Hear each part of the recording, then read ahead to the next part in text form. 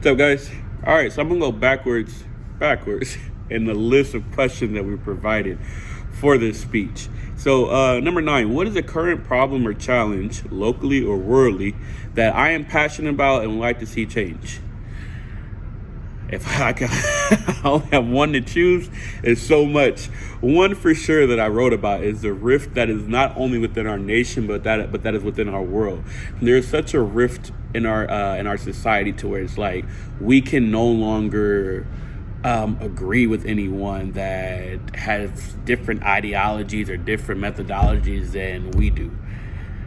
So, for example, say I'm a Democrat, you're a Republican, we can't be cool. I'm not going to listen to you. I'm not going to be open-minded and open to hear anything that you have to say because we support two separate things. Or I'm going to talk about like on the kindergarten level, you don't like the color blue and I like the color blue, so we can't be friends. You know, that's kind of the world that we live in. We can no longer agree to disagree. We don't follow that philosophy anymore. That philosophy is kind of, dead because I don't know, we just live in a time in which I'm right, you're wrong. That's kind of what it is. And that's something that I'm passionate about fixing, about, okay, let's be more open-minded. Let's be more open to hearing what others have to say. Let's be more open to hearing different ideologies from other people that might differentiate from ours. I really, really, really wholeheartedly support that. I really support being open-minded. I am with my friends and family all the time to where it's like, okay, bro, you don't agree with what that person has to say, but at least listen to them, at least hear them out. Now, you don't have to alter your mindset and alter your way of thinking just to communicate with that person. No. But in that same notion, you can't denounce everything that they're saying because you don't necessarily agree.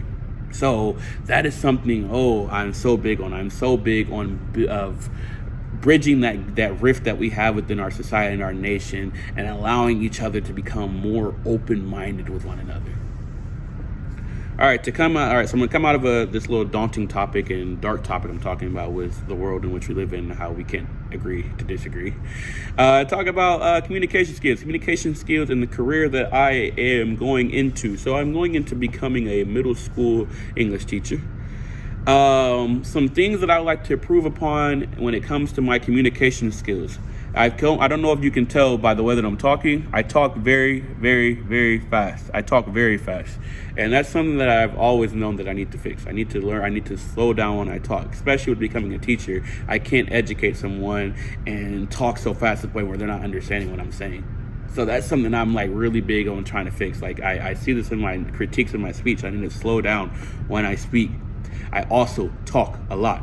In every single speech that we give that I gave this semester, I've always went over the allotted time given.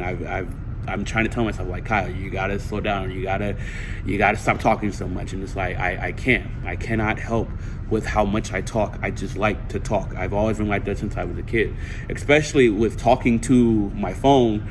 There's not anybody to bounce any ideas off of. There's no one to actually converse with. So it's kind of like, hey, if you're not telling me to stop talking, I'm just going to keep talking. So that's something for sure that I'm trying to work on and I'm trying to fix is how much I talk, because I know that I talk a lot. But some communication skills that I do attain that would be beneficial for my job with becoming a teacher. I'm very passionate. I'm very passionate and enthusiastic when I speak. So that kind of helps people engage with what I'm saying. Because when you're talking to someone or you're learning from someone, learning from an educator, and they're like all dull and boring and monotonous, you're not gonna be engaged. So I think that's a skill that I do attain. I'm very like upbeat, enthusiastic, passionate about what I'm talking about. So I feel like that's one beneficial characteristic that I have in regards to communication. All right, so I'm gonna go to my last point. I'm going to stop talking about my good things about how I want to, fix things within this world and what I'm going to do well with being an educator, and talk about what's the worst thing I've ever said or done to someone and why did I say that. So I'm going to reflect back on middle school. So in middle school, in 7th grade, I'm not going to say the person's name. There's this one kid in which he didn't smell the best. He didn't smell the best, and he had like hairs growing outside of his neck. This was before I went to puberty, by the way. And I remember I would just make fun of him. I would always call him Stinky Boy. Like, bro, you stink, Stinky Boy. And I remember I got the whole entire class like to join in with me in calling him Stinky Boy. And I don't even I reflect back on that, and I'm like, why did I treat him like that? Why did I say that to him? And it's because I could tell he grew up from an adverse background. I can tell that he grew up from probably the not most rich background. Neither did I. And I think subconsciously I was like, bro, we both kind of came from the same background. We didn't have a lot. I grew up having food stamps. I grew up in public housing.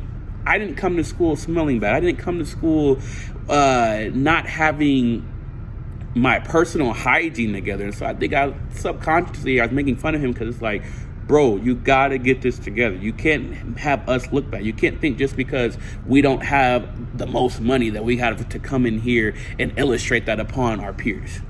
No. Now, was I an ass for how I was treating him? Absolutely. I wholeheartedly say to people all the time, like, man, I was so wrong for saying that. And if I could go back and apologize to this dude, I most definitely would, because he definitely did not deserve that. I kick myself to this day for that, because it's like, man, you really treated him like that. You really got everybody to join the bandwagon and making fun of him for what? What did I gain from that? Because socially, I didn't gain anything from that. Yeah, a couple people laughed with me about it, but I don't care. I didn't really care that they were laughing with me. I really was just trying to just emphasize that point, like, dude, you smell bad. I really wasn't trying to get everybody in with it. It kind of just happened. All right, so that's all I have for you guys. That's all that the 3 points I'm gonna talk about, because I'm going over again, because like I said, I talk a lot. I appreciate all the feedback that you guys have been giving on my speeches, on my persuasive speech, actually. I appreciate the feedback that's been given. And yeah, that's all I got for you. See you later.